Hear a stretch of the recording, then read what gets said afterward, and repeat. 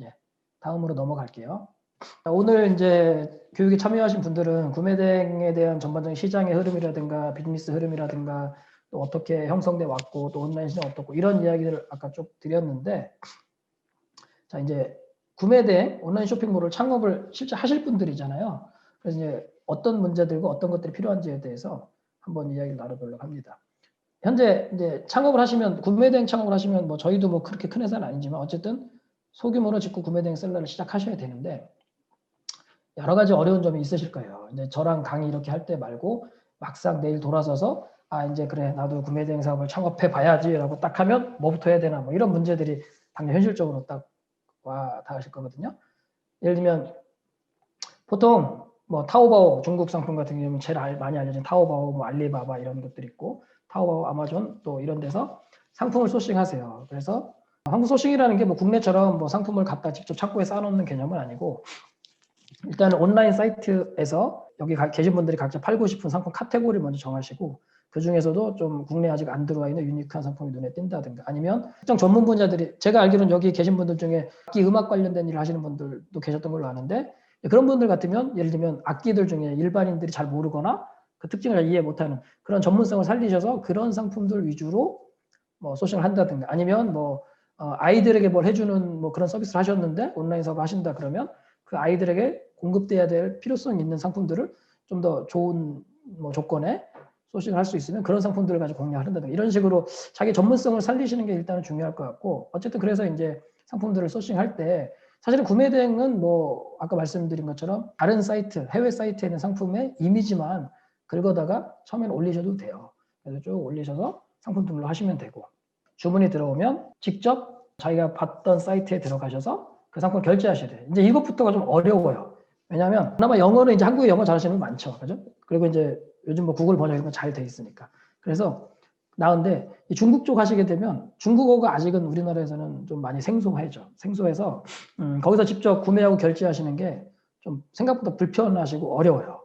그렇게 처음 하시는 분들은 그런 경우들이 많이 있고, 또 하나는 아마존이 됐든 타오바오가 됐든 결국은 일반인들은 소매가 구매거든요. 소매가 구매에다가 배송비 붙이고 마진 붙여서 판매하는 거니까 마진율이 낮을 수밖에 없어요. 이제 언제든 경쟁력이 좀, 사실 특별히 경쟁력, 정말 틈새에 있는 상품, 남들이 모르는 상품을 가지고 하지 않는 이상에는 가격 경쟁력 같은 걸 유지하기가 쉽지 않아요. 그다음에 이제 아까 프로세스 설명드릴 때 말씀드렸지만 배대지 서비스를 예약하셔야 돼요. 소매대행을 처음 시작하신다 그러면은 배송 프로세스를 갖추셔야 되거든요.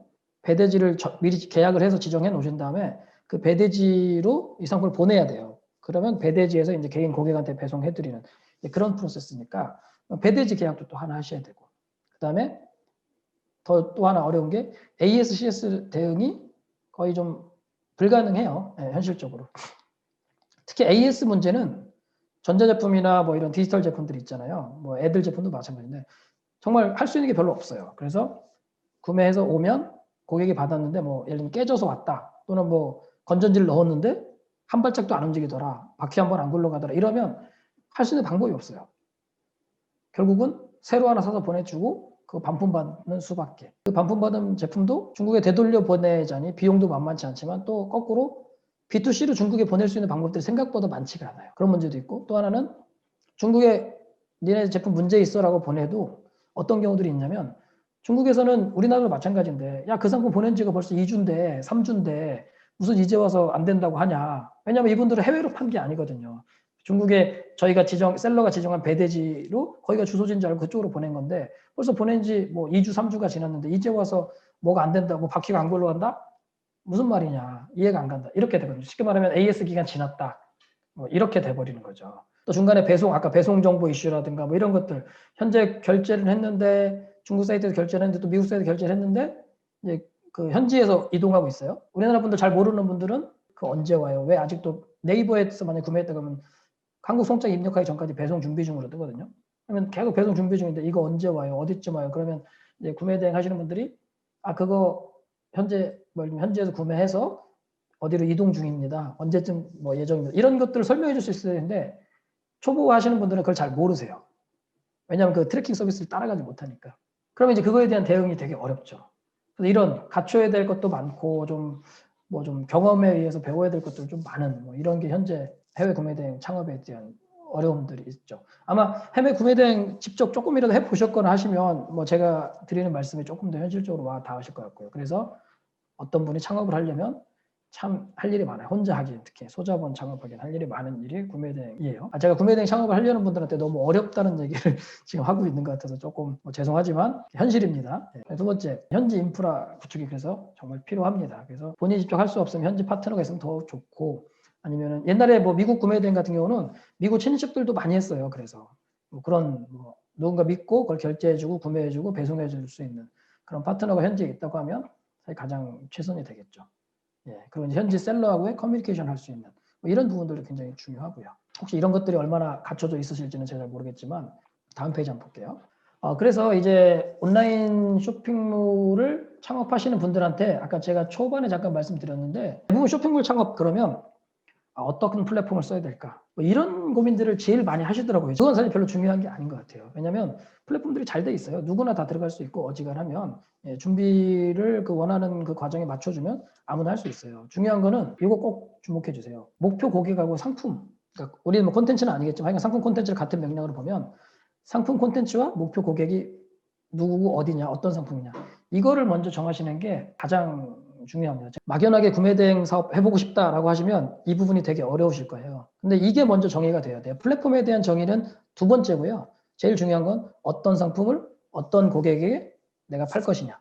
제일 중요합니다. 그래서 일단 지금 아마 생각하시는 카테고리들을 먼저 좀 정하시고요. 그 다음에 그 카테고리 범위 내에서 통계청 자료 먼저 거시적으로 한번 보시고 그 중에서 감안하셔야 되고 보통 직구는 제가 알기로는 패션 쪽이 거의 한 30% 정도 점유하고 있는 걸로 알고 있어요. 그런데 올해 아까 자료 보니까 전체적으로 한 118%, 그러니까 한 작년 대비 한 18% 정도 어쨌든 상승인데 그중에 패션은 제자리 걸음이더라고요. 점유율은 여전히 높지만 그 얘기는 상대적으로 옷도 많이 그래도 덜 산다? 뭐 이렇게 보시면 될 것 같고 요즘에 집에 있는 시간이 많으니까 그 무슨 그러니까 트레이닝복, 트레이닝은 사투리죠. 트레이닝복 같은 그런 옷들을 더 많이 산대요. 어떤 잘 예쁘게 외출 뭐 이런 것보다는 그냥 편안한 옷들을 많이 사고 뭐 이런 트렌드들 특히 요즘같이 코로나 같은 좀 평년 같지 않은 이슈들이 있을 때는 이런 트렌드 좀 민감하게 보시면서 지금 여기 계신 분들이 상품 카테고리를 정하시는 게 중요하고요. 그 상품 카테고리 정하실 때 그럼 이걸 누구에게 팔 거냐 그걸 조금 명확하게 하고 가시는 게 좋아요. 구매 대행은요 이것저것 다 할 수 있어요. 예를 들면 마음만 먹으면 뭐 에이펜 연동해서 상품 뭐 10,000개 끌어와서 카테고리 구분 없이 쫙 뿌려놓고 걸려라 뭐 이렇게 하실 수도 있어요. 근데 그건 이제 시스템적인 준비도 필요하고 여러 가지 다른 준비가 필요한 거고 지금 이제 개인으로 또는 소규모로 시작하실 경우에는 지금 말씀드린 이 상품 카테고리와 특정 상품 카테고리와 특정 고객에 집중하시는 그리고 이제 아까 플랫폼도 나중에는 특정 플랫폼 한 곳에 우선 집중하시는 그런 전략이 좀 필요합니다. 그래서 제가 보기에는 시작이 반인데 이게 반이고요. 나머지 플랫폼을 어디서 할 거냐, 그 다음에 사람을 뭐 혼자 할 거냐, 옆에 뭐 가족분을 데리고 할 거냐, 아니면 직원을 써서 이런 부분들은 두 번째 문제인 것 같아요. 그 항상 이제 저도 이제 온라인 쪽 일을 오래 했는데 뭔가 새로운 서비스나 새로운 플랫폼을 런칭하려고 준비할 때 되게 힘들어요. 그때 아까 말씀드린 그거 운영하시면서 나름대로 카테고리 상품군 정하시고 타겟 고객 정하셔서 이제 플랫폼 이제 입점이든 런칭이든 자체 플랫폼이든 그거 준비하시는 데까지 이제 하나씩 하면 될 것 같아요.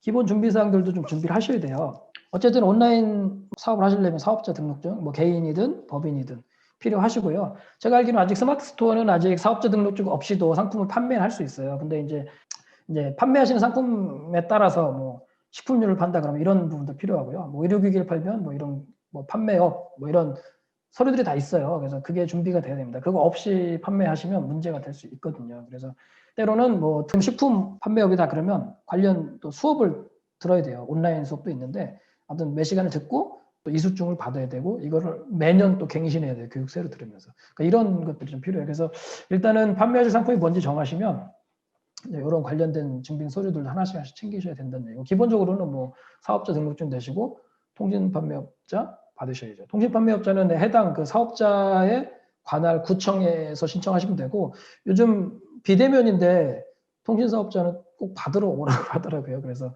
준비하셔서 이거는 이제 구청에다 문의하셔서 통신판매업 해주시는 부서가 따로 계세요. 거기에서 이제 받으시고 하면 됩니다. 뭐 자세한 내용은 네이버 찾아도 금방 알 수 있고요. 간단한 내용들에서. 그 다음에 아까 또 말씀드린 대로 중요한 겁니다. 창업자금 소싱 계획. 뭐 이거 계획을 꼭 만드시라는 게 아니라 머릿속으로라도 꼭 생각하셔야 되는 거죠. 아까 말씀드린 것처럼 무자본 절대 안 되고요. 어쨌든 자기가 판매하는 상품에 대해서 구매할 수 있는 어느 정도까지의 여력은 생각하셔야 되고, 뭐 카드를 돌려 쓰시든 어쨌든 매출이 나는 건 나중에 들어오니까 그런 것들 좀 감안을 하셔야 됩니다. 그래서 그런 것도 반드시 준비하셔야 되고, 그다음에 사업장 PC 등 뭐 이런 것들도 필요에 따라서 뭐 집에서 하셔도 전혀 상관없지만 어쨌든 준비가 되셔야 됩니다. 설명드린 내용이 유사해서 짧게 넘어갈게요.